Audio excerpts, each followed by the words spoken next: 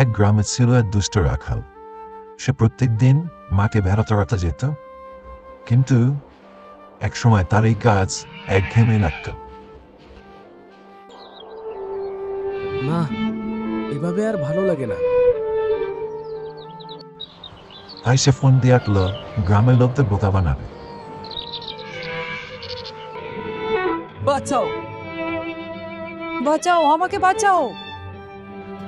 গ্রামের লোক এসে দেখে সে কোনো বিপদে পড়েনি, আর এভাবে দুষ্ট রাখাল মজা করত। বাঁচাও, বাঁচাও, আমাকে বাঁচাও।